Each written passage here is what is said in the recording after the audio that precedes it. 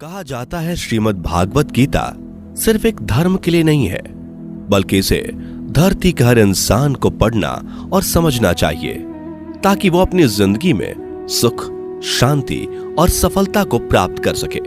भगवत गीता में कुल 18 अध्याय हैं और इन 18 अध्यायों में कुल 700 श्लोक हैं, जो सभी के लिए पढ़ पाना थोड़ा मुश्किल है। इसलिए आज के इस बेहद ही खास वीडियो में हम भगवत गीता के 111 विचारों के बारे में बात करने वाले हैं, जिन्हें जानकर आप भगवत गीता का सही मतलब समझ पाएंगे। इसलिए इन विचारों को आप हर सुबह सुने। दोस्तों, अगर आप इस वीडियो का अधिक से अधिक लाभ पाना चाहते हैं तो कृपया कर इसे हेडफोन लगाकर शांति से सुने। तो चलिए जानते हैं श्रीमद् भागवत गीता के 111 पावरफुल विचारों को। श्री कृष्ण कहते हैं कि मनुष्य को परिणाम की चिंता किए बिना, लोभ लालच बिना एवं निस्वार्थ और निष्पक्ष होकर अपने कर्तव्यों का पालन करना चाहिए। जिस तरह प्रकाश की ज्योति अंधेरे में चमकती है, ठीक उसी प्रकार सत्य भी चमकता है। इसलिए मनुष्य को हमेशा सत्य की राह पर चलना चाहिए।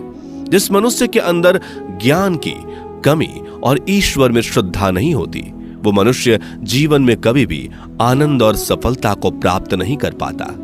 जिस प्रकार मनुष्य अपने पुराने वस्त्रों को त्याग कर नए वस्त्र धारण करता है, ठीक उसी प्रकार आत्मा पुराने व्यर्थ के शरीर को त्याग कर नए भौतिक शरीर को धारण करती है।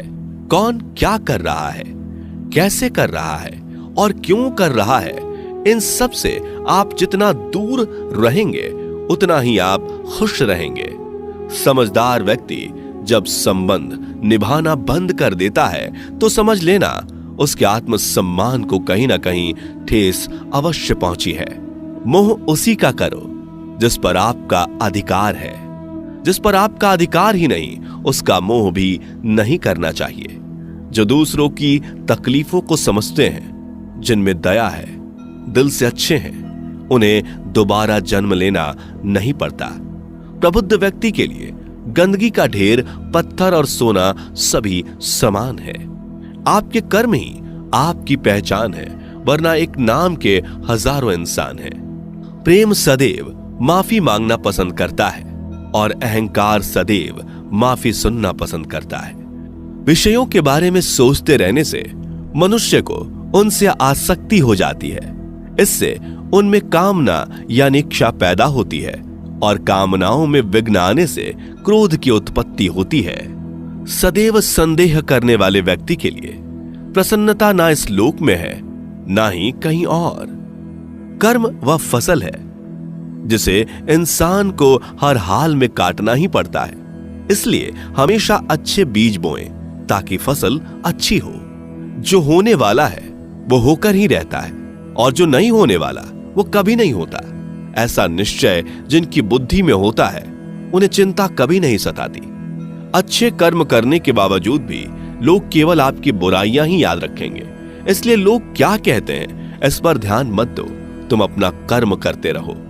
जितना हो सके खामोश ही रहना अच्छा है, क्योंकि सबसे ज्यादा गुनाह इंसान से उसकी जुबान ही करवाती है। गीता में भगवान श्री कृष्ण कहते हैं कि हे अर्जुन, अपने परम भक्तों जो हमेशा मेरा स्मरण या एक चित्त मन से मेरा पूजन करते हैं, मैं व्यक्तिगत रूप से उनके कल्याण का उत्तरदायित्व लेता हूं। हे पार्थ, जो लोग भक्ति में श्रद्धा नहीं रखते वो मुझे प्राप्त नहीं कर पाते। अतः वे इस भौतिक जगत में जन्म मृत्यु के मार्ग पर वापस आते रहते हैं। मौन सबसे अच्छा उत्तर है किसी ऐसे व्यक्ति के लिए जो आपके शब्दों को महत्व नहीं देता। बदल जाओ वक्त के साथ, या फिर वक्त बदलना सीखो।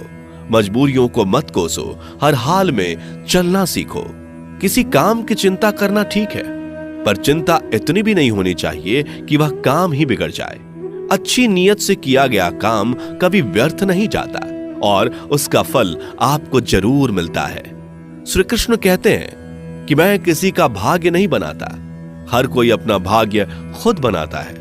आप आज जो भी कर्म कर रहे हो उसका फल आपको कल प्राप्त होगा, और आज जो आपके पास है वह आपके द्वारा पहले ही किए गए कर्मों का